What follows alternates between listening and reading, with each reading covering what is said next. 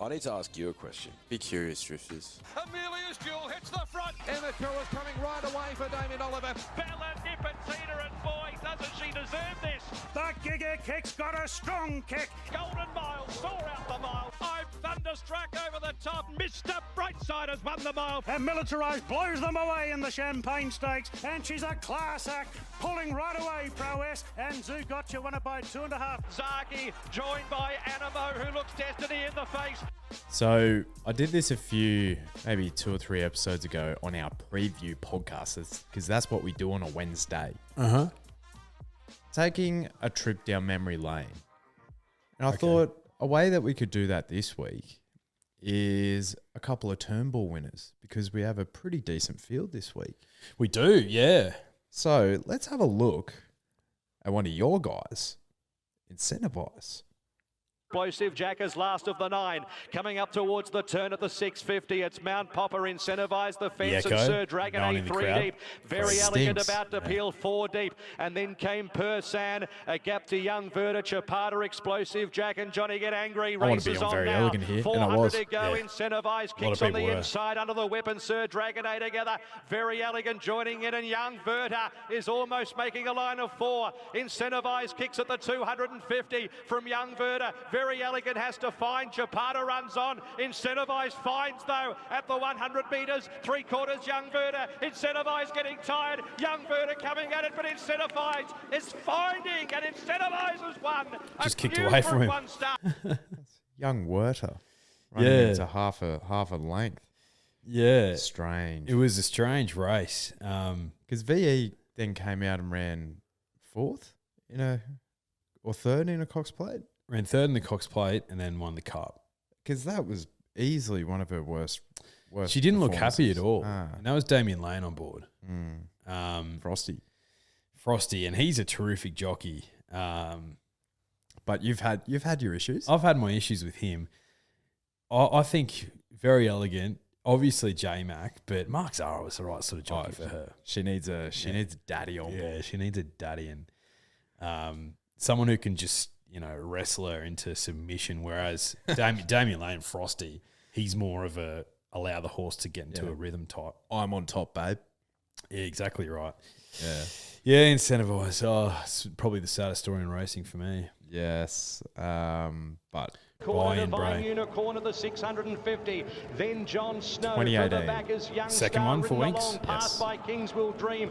Winks is I about haven't 8 watched off the this lead around in the a very turn. long time. Ventura Storm Is this midfield the from one Mighty where Boss, followed it didn't look by like she was going to Guantanamo, get there and then end followed up winning by Kelly, 2 lengths? And Winks sticking towards the inside. Listen but to trying Matty pick up Hill. some ground. Trap for Fools has them running at the 300 metres. John Snow back to the inside. Kingsville Dream. There's a gap for Winks. She's going to have to explode. Trap for Fools at the 200. Kingsville Dream back to the inside. Winks down the middle. Kingsville Dream at the 100. It's getting desperate. Now Winks is storming home. Winks over the top. Oh, she's too good. They can't beat her. Winks has won it by a length. Second Young Star. Young Star. Wow. Well, she would have ran like 3rd or 4th in a Melbourne Cup one year, I reckon. Young Star. Yep, I think you're right there. Just so dour. So dour. Not enough 2-mile races for her. Yeah. So that was her second Turnbull. The year before, I can't recall. Oh, we can have a quick look. Oh, was it the 4-horse field? It might have been that one. Yeah, so Yeah. and I remember the year prior to that was Hartnell, who put lengths on Jamaica, and that set up. That set up the match race between him and Winks in the Cox Plate, and Winks absolutely brained him. Yes. Yes. So, all right. And he was a very good horse. He was good. So Isaac Newton. Here we go. All right, let's have a look here. So closer, only about 4 off the lead. sign. Stalks them, A sign's in there. What about favourites, Drifters? You don't know. A sign was before your time. The sign was before the Drifters. Kick through. Newton, a length Ventura Storm Winks. Bowman hasn't flinched. He's doing it If easily. you look really Then closely came here, I Cumador, think she's got a Magical pipe in and her mouth. Skyfire Yeah. across the track at the 300. Winks Hasn't is even ambled touched up her. on the outside. Racing Royalty goes to the lead. Racing's Wonder of the World puts up 2 lengths, 3 3 lengths. Ventura Storm followed by a sign, but it's all Winks. 5 or 6 lengths in front. Look at her go with 100 metres to go. 21 today on the biggest dance floor of them all. Winks by 8 lengths. Arrogant. Well, apart from the Turnbull, how often would she have actually raced at headquarters? Ooh, that's a good question. That's probably the only time. Yeah, which is pretty crazy. Yeah. Yeah. It's an interesting point by you. Is there anything she would have raced in during the autumn? No. I think she the Winks. Oh, that's the spring. So her autumn prep was typically what Animo did. Yeah. So yeah, and he didn't need to come down to Melbourne for the spring. Yeah. So yeah, interesting. There you go. Very interesting. And then I think the 3-horse field I'm thinking of, or the 4-horse field, it would have been at Caulfield Stakes one year.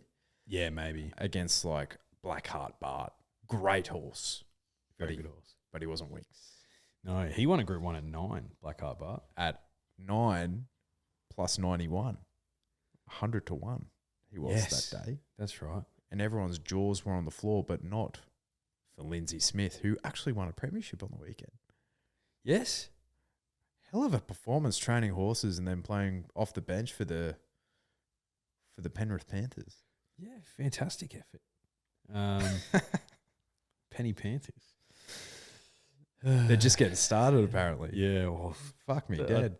I tell you what. Give us a chance. I tell you what, their fullback's like 28 or 29. Nathan Cleary's 25, and Jerome's pretty irrelevant, but he's in his mid-20s. So yeah, I tell you what. Yeah, and they just give away all their good players, and then they just replace them with someone even better. So yeah, insane. Anyway, I think conveyor belt. Stephen Crichton won't be that easy to replace. But let's get into what is a hell of a meeting at Flemington and at Rosehill. So Flemington, the rail is out 7 metres. So keep that in mind.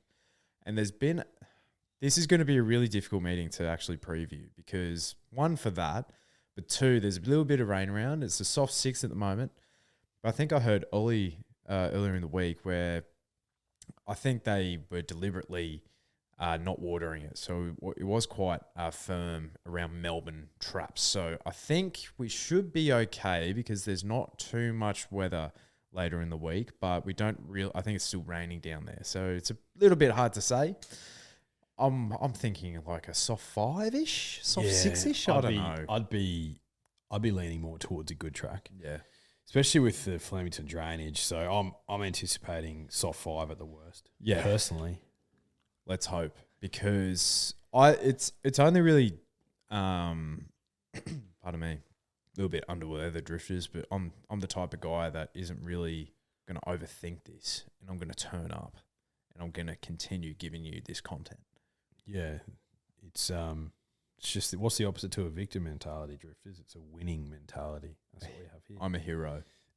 My hero. I think it's only just dawned on me during the week when, it's been at fever pitch about Romantic Warrior being on our shores, how bloody good this horse is. Yes, mate. Like, hell of a horse. He's terrific, mate. There's only one horse that's really given him trouble in Hong Kong. That's Golden 60s, one of the best horses we've had in the world for like the last 3 or 4 years. So fair form. And has been spanking Dubai Honour. Yeah, 6 lengths. That's the clear, I guess, barometer, your yardstick. So for a horse like that to come over here and lose to this lot, and there's some pretty handy horses in the Turnbull. There needs to be some things go wrong for him. And by all reports, all you've seen in the media this week, if you pay attention, drifters, is everything that's gone wrong for this guy. Oh, he's not into his feed. It's not the right stuff. Oh, but in Hong Kong, they get concrete decks. Oh, but also, like, he doesn't have to sit in a float all day to travel to the track, blah, blah, blah, and all this and all that and the other. And it's like, okay, well, so are we scrutinising each horse like that in each race? Probably not. Is he the best horse in the race? Yes, he is. But yeah, like it will be still a hell of an effort if he can put this field away. He's not fully screwed down, according to the trainer. So. Oh, you wouldn't hope he would be, because his grand final's, 2 or 3 weeks away. But when you look through this horse's profile, he's never lost first up. I think he's had 6 tries at the 2,000 metres and he's won 5 of them. Back-to-back QE2 cup winners at over in Hong Kong, where you see kind of, it's like an internationals race. You have some of the, not necessarily the very best, but probably the second tiers of Japan go over there. And then you have the likes of Dubai Honor, who absolutely gave Animo, your guy, my guy, absolute windburn in our Queen Elizabeth. And he goes out as a $1.60 favourite against a higher class of animal over there, and he puts 3 or 4 lengths on him. Yeah. Is the $2.10 with Ned's at the moment generous? Oh, there's 2 completely different schools of thought. There's the school of thought which is, this guy's one of the best horses in the world, and this isn't even our top tier Group 1 field that we can put together, and we know how weak our middle distance ranks can be at times. So your school of thought is there. Well, yes, it's completely generous. But then on the flip side, you're sort of looking at it being like, oh, well, sometimes horses that come here from overseas just don't perform at all. And traditionally, Hong Kong horses that come over here don't do that well. I think they've won one from 49 in their last 49 attempts. They've won 1 race. I heard that stat somewhere by someone. Apologies, I'm not exactly sure who you are. Yeah. So if you're looking at it from that angle, you're wanting more like probably what, $3, $4 maybe. I'm of the former. Like, as soon as I found out this guy was coming over to the Cox Plate, I was like, well, there's your winner. You know what I mean? Like, he's one of the best 2,000 metre horses in the world. Yeah. So I think $2.10, I'd be happy to bet into that, for example. Could he fail here? Like, yeah, he could, but I'm always of the belief that when you're trying to find a reason why a horse gets beat and you're looking outside the obvious, looking for reasons why there's chinks in the armour, then I think you're looking into it too hard. Yeah. For me, he's the best horse in the race by a mile. So even if he comes in 90% right, he should still hold on to win. The thing about the Turnbull that I always forget, though, each year is that it's a set weights and penalties race, though. So it's not, if it was weight for age, it'd make me even more confident. But he's got to carry an extra kilo compared to, a Melbourne Cup winner in Gold Trip. Francesco Guardi, who we saw what he did last prep before he got injured. Osipanko, who's a handy horse. Number 9, Barclay Square. Barclay Square. Imagine if he came out and won this. I think I'd die. Solcombe, who was terrific last start, who is well in with the markets in futures for the Caulfield Cup and the Melbourne Cup. So like he's got to give them some weight. He hasn't drawn perfectly well, but I still think he'll have enough early speed to make his own luck. J-Mac he's ridden the horse before. That's an enormous tick. He's the best horse in the race by a country mile. And I'm trusting that. So I was initially thinking, do I want to sort of, hedge my bets a little bit with the $100 Group 1 betting strategy? And then it's like, okay, well, if I'm doing that, then I'm defaulting to a horse like Solcombe, right? Because I'd have, a bigger bet on Romantic Warrior and then have something smaller in Solcombe. But Solcombe's $6.50 in the market with Neds. And could he win this race? Yeah, potentially, but I don't know. Not at $6.50. I don't want to dive in. Yeah. I've seen a lot of people bang up for Solcombe because he's found a few yards of pace. Keep him to the Melbourne Cup, please. Yeah. I really want to see him at the Melbourne Cup distance. I'd like Flemington, big track for him, 2 mile, yes. Caulfield Cup, bit windy, bit turny, I want to see him just grand final day, Melbourne Cup for him. Yeah. I agree. I think 2,400 metres, Caulfield Cup handicap. I'd probably want to spec him there a little bit as well, depending on what the final field looks like. But No, I just said to myself today, don't overthink it. Romantic Warrior, $100 on. He's my pony. The one we've forgotten is West Wind Blows, Caulfield Cup current favourite drifters. This horse has form around Paddington and Pile Driver, which I can respect. He has elite form. He has very good form. He's the other one who could certainly run a race, but yeah, for me, he's the pony that I want to look at probably at the Caulfield Cup. But it wouldn't surprise. Yes, and what this horse does have he has ticker. So he's a Group 3 winner over in Europe. There was a race where I think it's his most recent one where he went down an absolute lip. He looked done about 3 times and the straight he just kept going. So you know this horse. If you're having a bet on this horse and it's him and Romantic Warrior, I don't think it's going to be like a gap job. I think this horse will give you a run for your money for sure. 2.5 kilos, Romantic Warrior is giving him as well, which could be telling in the last 100 metres. Sure. Could be 2,000 metres. But I agree. I'm backing the best horse in the race, which is, where's he ranked worldwide? He's been in the top 10 recently. Yeah. I don't know what it's at right now because he hasn't raced obviously for a while, but on ratings, yeah, he's top 10 in the world. Because you sent me that text the other day. So that's a different ranking. If we're looking at the Long Irons world's best horse, but world's best racehorse, yes, Equinox, yeah. That's all good. Yes. So we've both got Romantic Warrior on top in the Turnbull. Yes. Bit boring, but I want to see this horse. I want to see. There's two things that I want to see.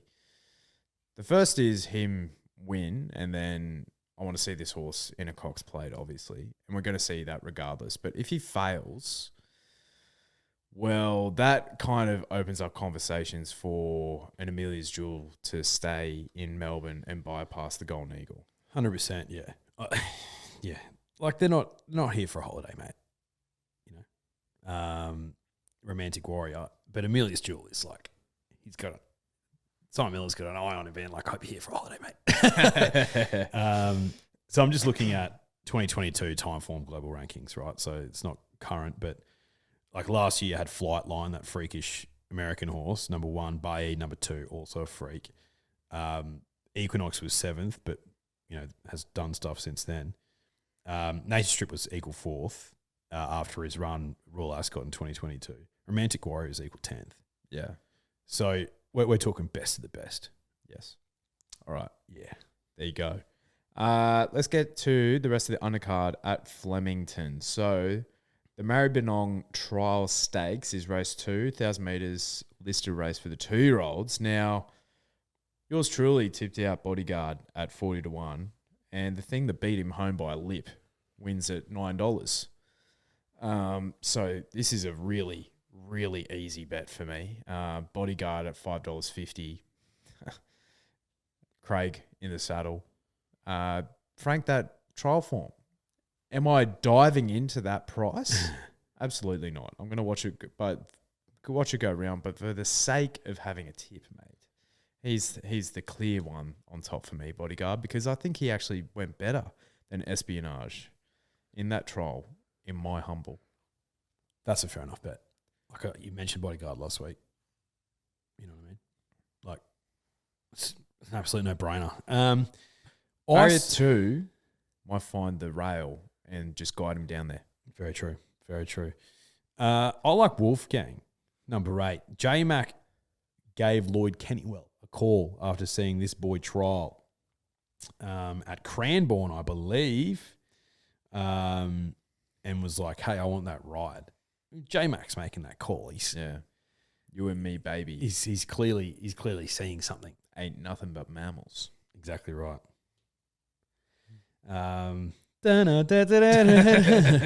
What's their other one?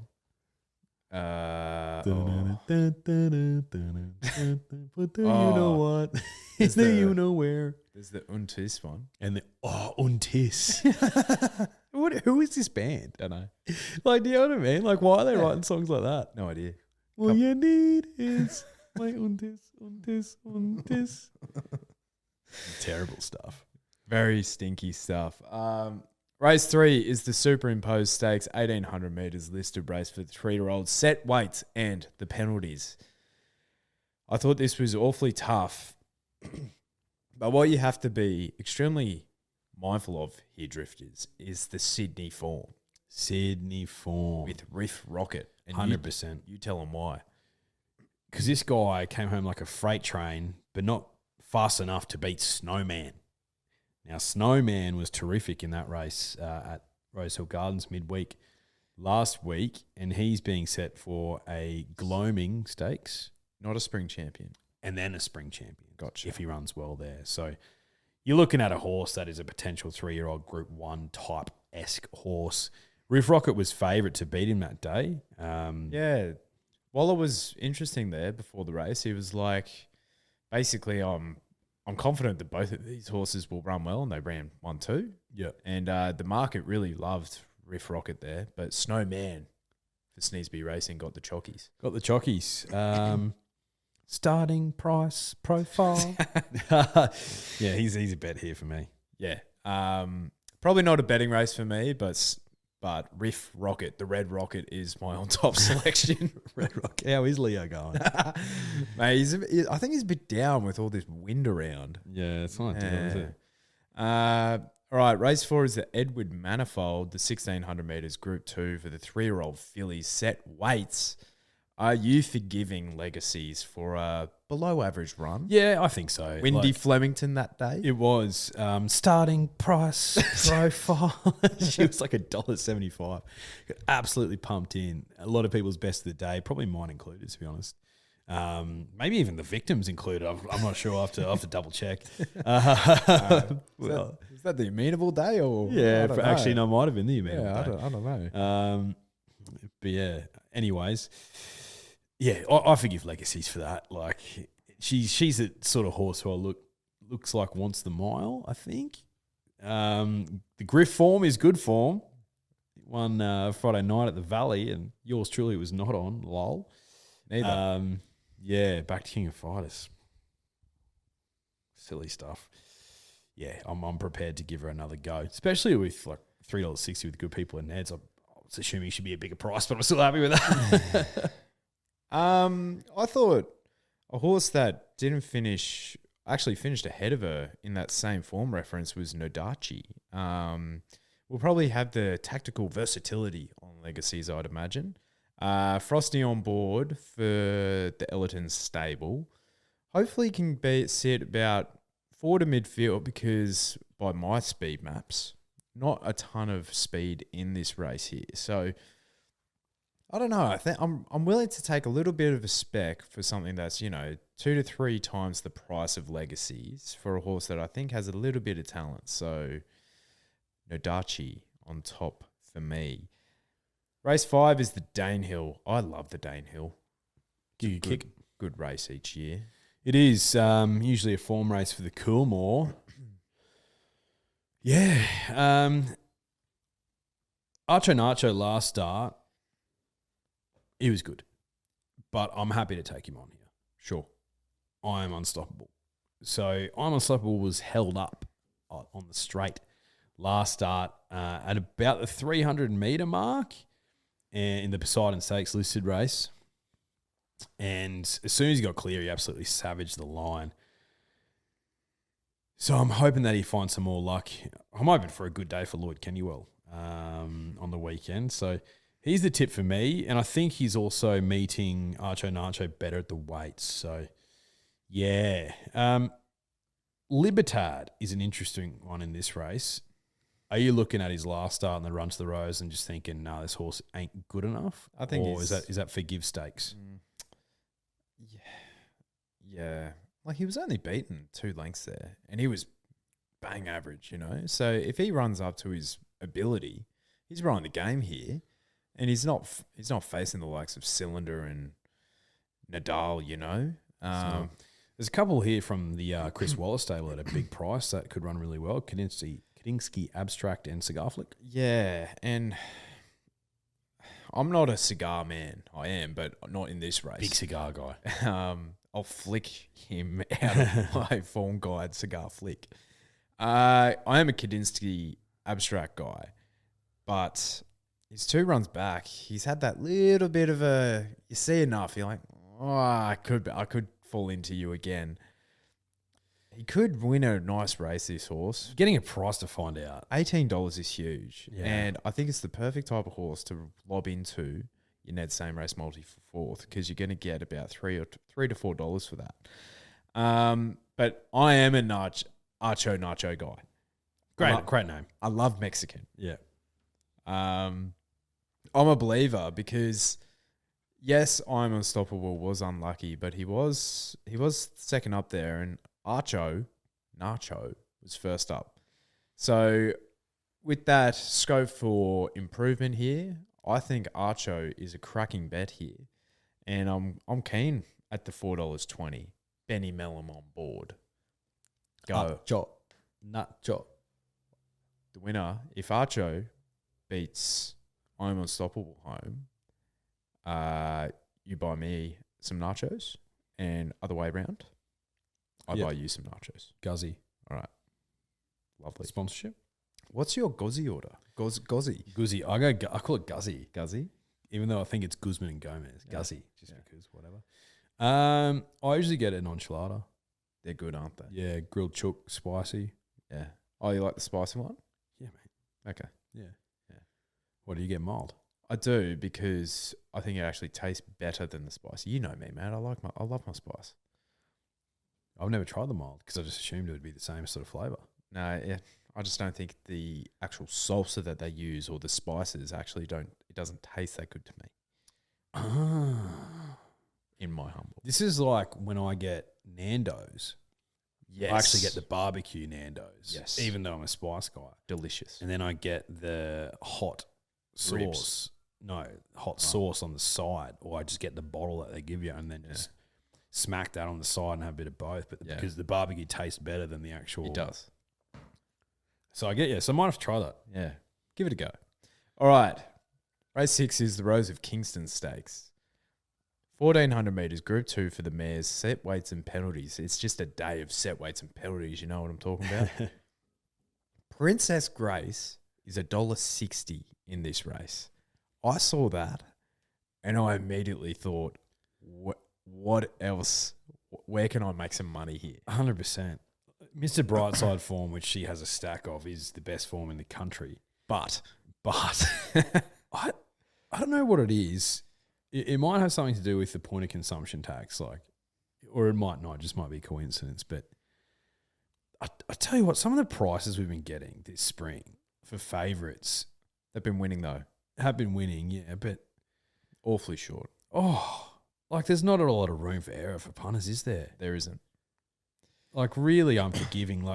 I swear this horse wouldn't have been $1.60 12 months ago for a race like this. Yeah, you're probably right.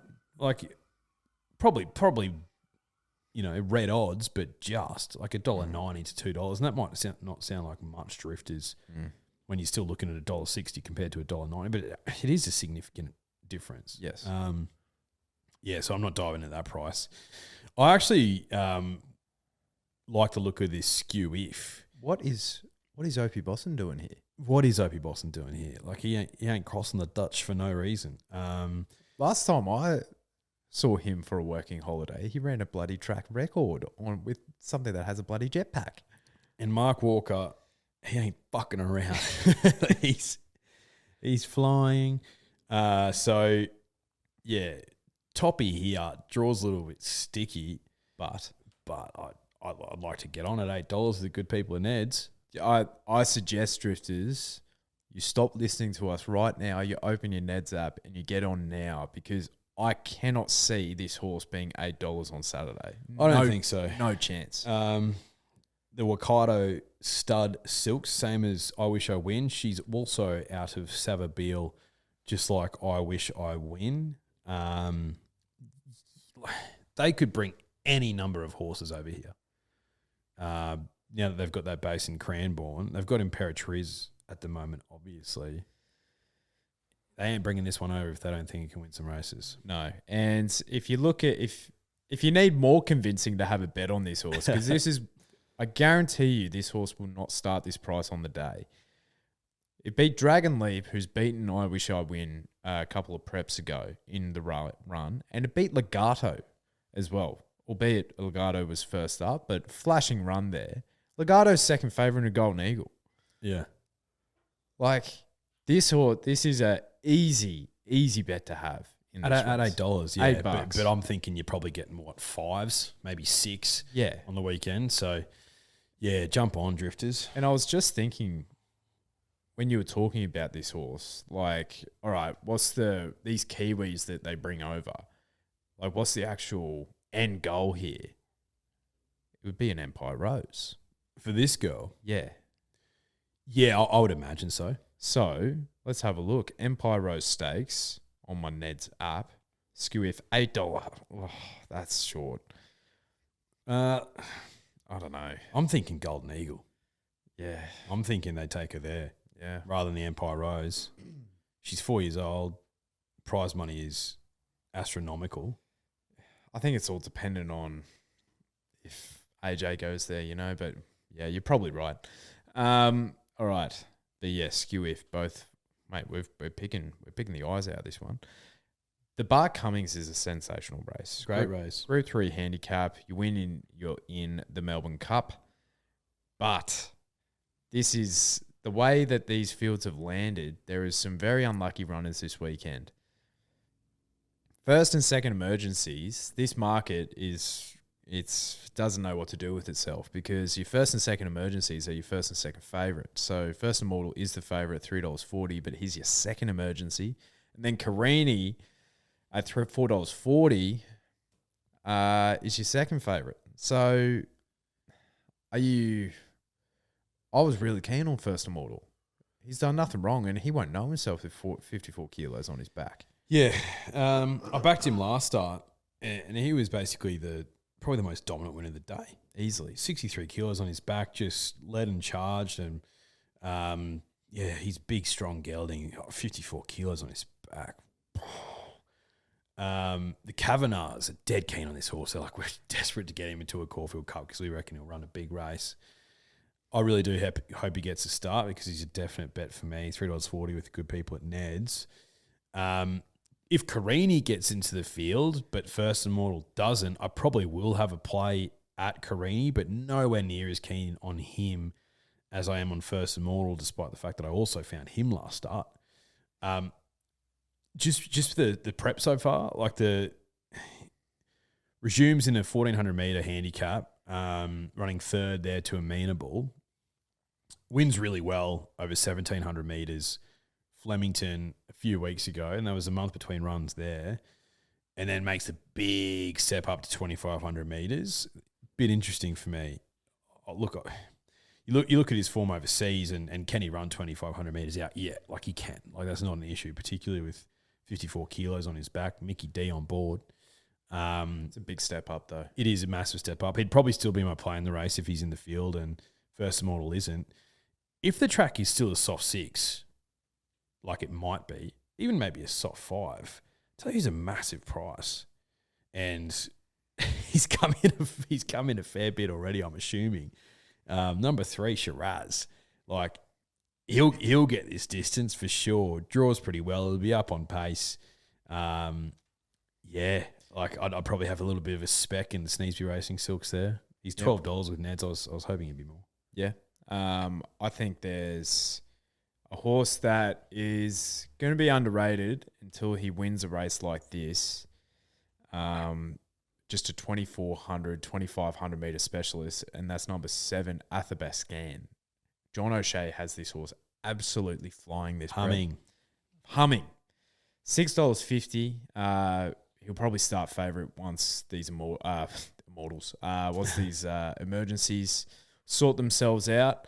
But if First Immortal gets a run, I'm keen on him, but this is my clear second pick in the race, and the market kind of suggests that. But of those 3 favourites, Carini is the one I want to take on, just because of that point that you made. 800 metre step up.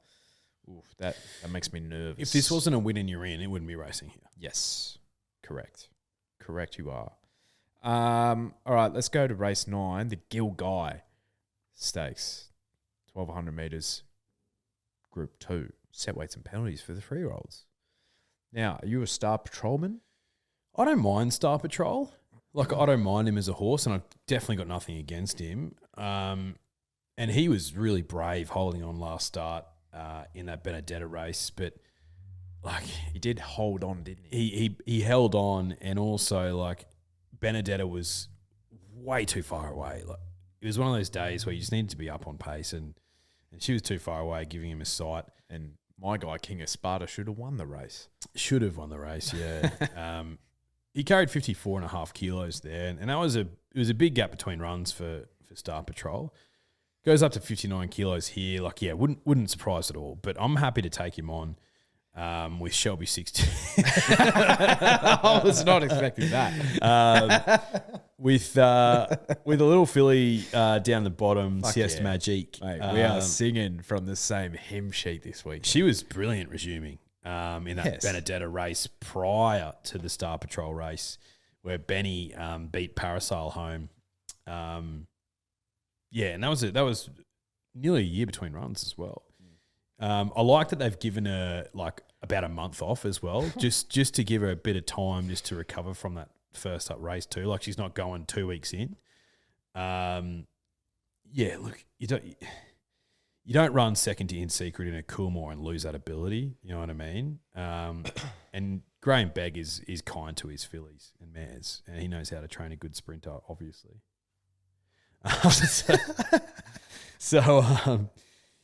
Yeah, she's a play for me. $7 with good people at Ned's, and yeah, she's only got 55 kegs on her back. Drawn gate 7 too, perfect. Convinced I'm screen sharing to you because you've taken every single one of my notes. No more to add. Sensationally said. Yeah, Siesta Magique is a really easy bet in that race. Yeah. Sometimes doing the form is too easy. Well, Drift just let you in on a secret. I haven't even done it. And the last race of the day, the Paris Lane Stakes, 1,400 metres listed. Handicap for the 4-year-olds and up. Look at number 2 here. What? There's a rule I have. What are those silks, and who is that trainer? As soon as get off and let one go, I never look at it ever again. I can't back this horse ever again. Character.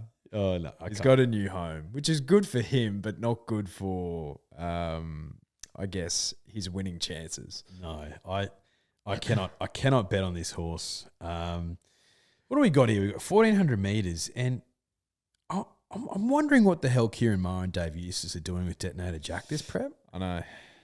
Like, so he resumed at 1,200 metres, which is well below his best. He ran a nice fourth there. Has a month between runs, trials, goes to a listed race where he runs third to Colleen over 1,400 metres, and that was... Antino race? Yep, 3 or 4 weeks. It'll be 3 weeks once he, comes back into it this weekend. And he stays at 1,400 metres. I'm just a little bit perplexed as to what they're doing with this horse, because, correct me if I'm wrong, like, to me, he's a 1,600 metre horse as a like you get him up to a mile as soon as you can type of operation. Am I wrong? He's out of Jackleberry. That's same as bloody Explosive Jack. Yeah. So I agree. He's also dual accepted in Sydney. Is he? For another 1,400 metre contest up there. So could be 1,500. Check your local guides. And they've got a jockey booking there. So, but with all of that said by you, if he does by some miracle stay in Melbourne, I'm actually still keen on him. In this race, I am, because I'm looking at the opposition, and like I got Tamer Lane, who I found a bit last prep. Like, happy to take him on. You know what I mean? So I think Detonator Jack is probably the best horse in the race. Yeah, I agree. And I look at the rest of these, and without him there, you can leave me out. Yeah, I wouldn't be having a bet. Yeah, you can leave me right out. So, and I think what he's also done a little bit this prep is sit a little bit closer, at least in his last run, and he wasn't as dynamic. I think you really want to see this horse ridden quiet and then run on, which he'll definitely get from Barrier 15, but Rail out 7. Shit. Sheesh. So, yeah, the Jack with minimal confidence. Let's head to Rosehill. Rail in the true, which is always good to see. At Rosehill especially. Yes. Let's go to race 5, which is the Roman Consul Stakes. There are some weird races this weekend, Drifters. I'll tell you that for free. This ain't one of them, though. 1,200 metres, Group 2 for the 3-year-olds. We sort out the sprinting 3-year-old. Fuck, let me try that again. We sort out the sprinting 3-year-olds this weekend, I think. And after this weekend, you're going to have Archo Nacho as one of the top picks. And I'm going out swinging. One more shot for King's Gambit. You have to. Around a bend. Barrier 7, don't actually mind that. He'll get ridden a little bit more quiet. He can run on, and he's got an alpha on the back of him. He's got Tommy Berry on, which is a terrific booking. Tommy's in a mood, it's fair to say. He trialled well as well, King's Gambit. His one in between, chef's kiss. When he was down the straight behind Archo, he had every single right because he was chewing his bloody head off. He had every right to lose by more than he did, and he stuck on for third there, which was actually pretty impressive. Now, if he doesn't win, you can leave me out of this horse for life until he gets his nuts chopped off. King's Gambit could be like a Marzu. He could be like a Marzu. Yeah. He's got a stack of talent. He just, if you put it all together, like he'd probably be the Golden Slipper winner. You know what I mean? Yeah. Like, and he just melts. But he hasn't missed the placings. Yep. He hasn't missed the placings yet, Drifters. So, and he's got that starting price. No, he's a worthy bet this weekend. I'm not going with him, but like if you were keen on him, Drifters, I'd be encouraging you to gamble responsibly. You're probably assuming, Drifters, and you probably are too, that I'll be all over osmosis like a rash. Yeah, in this race. I know who you're going. Who do you think I'm going? Celestial Legend. Yeah. Do you know what my biggest hesitation is? I know exactly what it is. Mate. He has a sandbag on top of it. Sandbag, mate. More like a fucking a forklift that's carrying 10 tons of concrete that's balancing up a skyscraper, honestly. If he's going to win for any silks, it's going to be these ones. Yes. And I was chatting to you during the week. Oh, my God. Some outlandish stats. Some outlandish stats about yours truly. Do you have them up? Yeah. So I texted you during the week because there was some Everest news. Yeah. See who's riding Shinzo in the Everest? And you just wrote back, disgusting.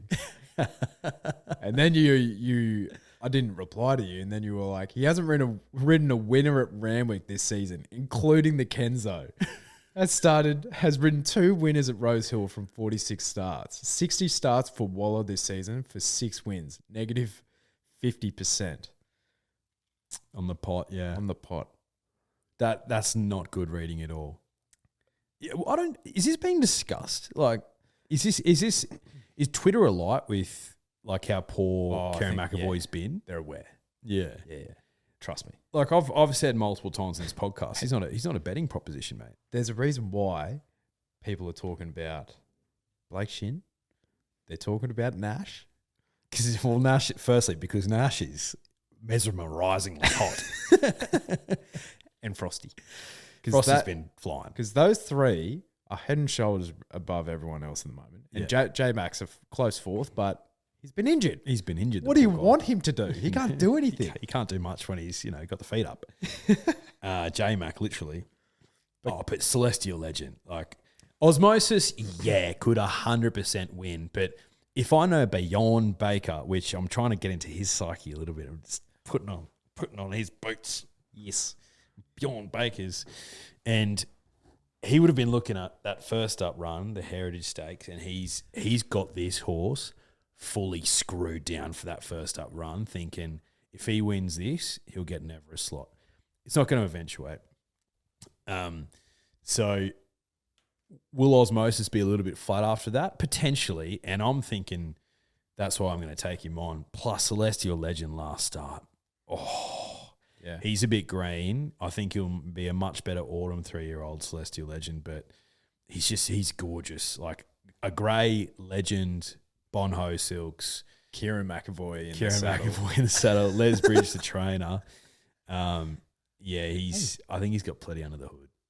A grey, mate. Kieran owns Classic Legend now. He's at his bloody farm. Yeah, so it could be the coming of Kieran. it could be. And I tell you what, if I back him Well one done. time this weekend and he wins $5.50 with the good people in Neds, I could officially be better, Drifters. I could officially be better. What's this weekend? What's this spring, mate? Yeah. If literally I find his third winner at Rosehill this spring. This will be like his 65th start because he's not winning the first 5. No, he's not. All right. Let's go to the Tap Craig. The 1400 meters 3-year-old set weights and penalties race. I love how it's a set weights and penalties, just a PVL giving a fuck you to Melbourne. Yeah, exactly.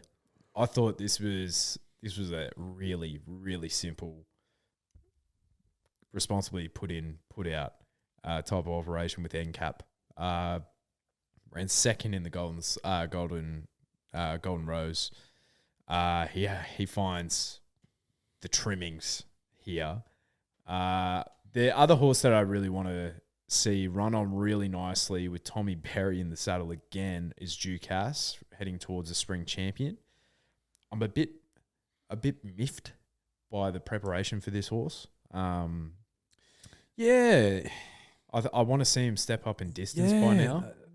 I know. You're seeing a bit of that recently, like staying at the same distance, and you just, I don't know. Like with NCAP, like that makes sense, but with him, I don't think so. I know. To my eye, since his trials, I'm like, this is a spring champion horse, and maybe I'm seeing myths.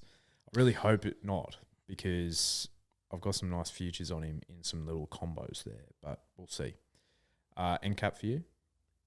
Yeah, I think so. I think you'd be overcomplicating it if you're trying to get him beat. But if you try to get him beat, Drifters, and if you manage to do it, you can let us know afterwards that you're better. That's fine. Like, we're not going to acknowledge the text, obviously, but yeah, you have our number. All right, race 7 is the Hill Stakes Group 2 weight for age 1900 meters. I thought the speed in the race here was hinged. Numerian going forward as well, with the likes of like Lunces and Zyrek and Protagonist probably getting runs behind. Thought this was a tricky little contest, but I found one at a little bit of odds that I like. happy to take on Montefilia. When was the last time she won? 80 weeks ago. Happy to take her on. $3.80 with good people in Neds. I think another horse will start favourite on the weekend. That's number 7, Who You Mal. Already been found in the market a bit. $4.80 with the good people at Neds. Open $5. Open $5, did he? Gee whiz. Anyway, the mail that I got from Sneesby Racing was that he opened at a bigger price. But potentially he's not looking more closely at the Neds app. He's looking at some other dross. Might have been in the all-in markets, Potentially. Yeah. But a bit more of an inside word on this horse. And as if a trainer's going to tell you any different, but according to Adrian Bott, this guy is absolutely Flying? airborne. Yeah, right. Levitating. So he is flying. He is flying. Draws a gate here. I think Huya Mal will be incredibly hard to beat here. Keen on him. He was supposed to go to the Epsom, but they said, why would we run him there when we can run him in this race a week later, which is over a preferred distance, and it's worth $2 million. And I was like, you know what? That's a fair price. It is. That's a fair price you pay for missing out on Epsom. That is. So he's the pony for me. What are your thoughts? I had 2 thoughts. First one, I think my main bet in the race will be Protagonist. When that horse has form around just fine at the 2,000 metres, missing out by 3 lengths where, he's around the likes of Benno, Montefilia. I think there is scope for improvement. Drawn well from barrier 1. Dylan Gibbons can sit him basically behind the leader, I think. Blinker's first time, which is interesting, at start 29. So I think there might be a reaching there. But regardless, I want to see this horse.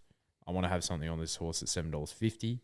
And unbelievably, I can't believe I'm saying this. I think Billy Egan has figured out Young Werter. Now, Young Werter has not been beaten much. Let's put it that way. But he is a 1,900 to 2,000 metre horse, and he's actually been in pretty damn good form. Good tracks might be the soul for him as well. He'll probably find that on the weekend. Barrier 14 is awfully difficult, but I thought we just saw him run half a length to bloody Incentivise at 2,000 metres. Yeah, we did. We did. So I didn't really plan that. I forgot Young Werter was in the race, so I'm not going to look past something that we just saw at $14, you know what I mean? Yeah, not fair. Race 8 is the Alan Brown Stakes, the Brown Cow Stakes for the 3-year-olds and up 1,400 metres. I cannot recall this race ever existing. Nah, there's a few that have just been lobbed in here, mate.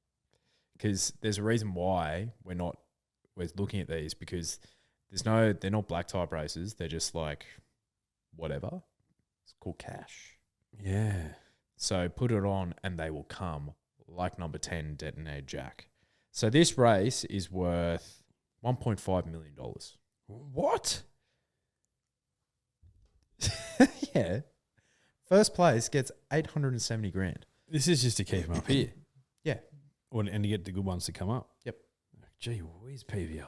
So, yeah, it's fair to say that, look, you thought PVL might have been stretched for cash because of the talent that was going around at the NRL Grand Final, having a cover band do the pre-game. Go on there. But I think what we're seeing is that he's putting all of the NRL's funds into New South Wales racing, which is good to see. So, yeah, interesting concept, this one. So, what we have, 1,400 metres.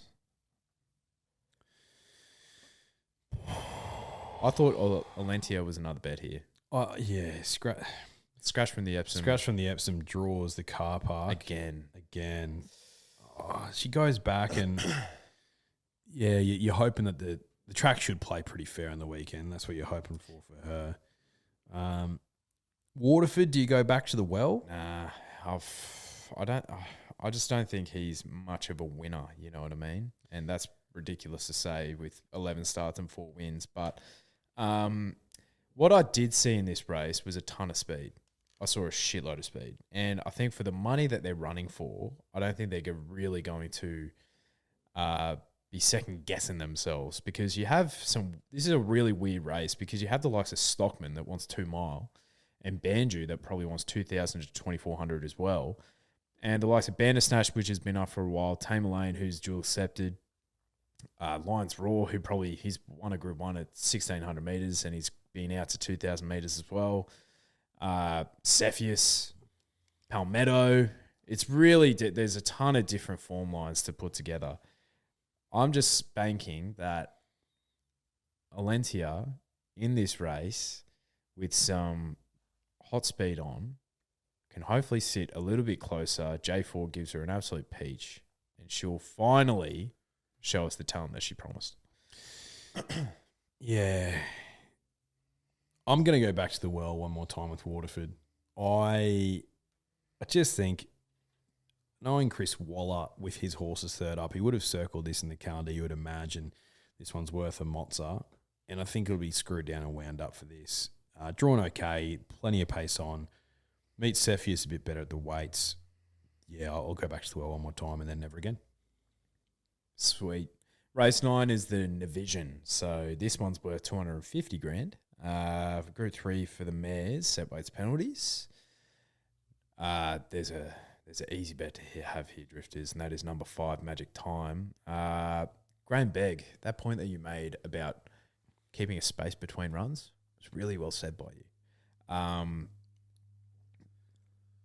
Form behind Asfura, who had the dream run that day but still needed to win. Nearly ran down, the world's best sprinter at the moment, best ranked sprinter, you could say, in Imperatriz last Friday night. Hot Nash on. yeah, this is a really smart horse, Magic Time. She's definitely one of mine. She's my clear on top selection at $4.20. I'm with her too.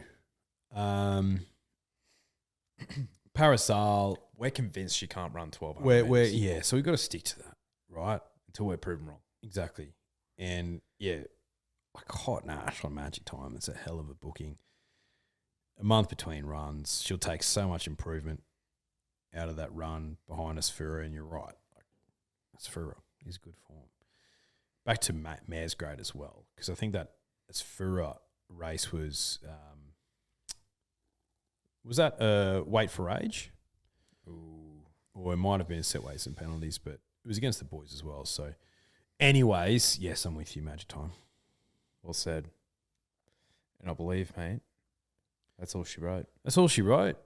My best bet of the day is in the last at Rosehill, number 2, Kayobi. Had form around Kaibu, running on strong, but yeah, this horse has mapped so perfectly in a race where I'm convinced he is of better grade than 78 grade. I think he's a listed to Group 3 type of operator, Kayobi. Best of the day for me, I'll have to get back to you on that one, Drifters. I typically wait until the victim's done his tips and then I'll see what he's keen on.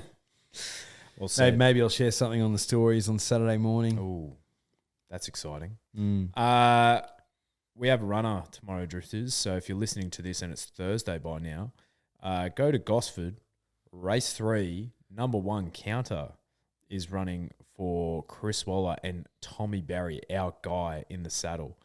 Now, you'll look beside his name and he's got a 15 there, i.e. barrier 15. And you're like, fuck me, Dad. What are you talking about? I want you to stop panicking, because look down the field here. From 11 to 16 are all emergencies. So he's going to come right in. He'll jump from barrier 9, sure, or thereabouts. Look, he's second or third favourite in the market. He's been looking for this distance since he's arrived in Australia, and he's waited like the best horse in the race. He is. Slashing return, first up. 100%. Like, he was good, and he's screaming out for 1,900 metres. Nick Burney, who does the form for Racing New South Wales, has him as his best bet of the day. So I'm just going to steal some chat from Nick Burney, so shout out to you, mate. Keen on number 1 Counter, whose run had hidden merit first up at Hawkesbury in a high-rating race, which has since produced a subsequent winner. The import had too much to do after getting too far back and had to make a long, sustained sprint. Too far back. Further, he clocked one of the meeting's fastest 400 to 200 metre splits. Fastest. But was blocked for most of the final furlong and had his momentum halted. He was halted. The Chris Waller galloper will undoubtedly be fitter for that effort. Bloody oath. All key indicators suggest a rise to 1,900 metres is ideal, and his ratings platform suggests he can produce a career peak effort here. KPIs. In addition, although drawn wide, Tommy Berry will have the option to roll forward in a race that lacks early tempo. That looks like, to me, there's a lot of green ticks next to Counter's name.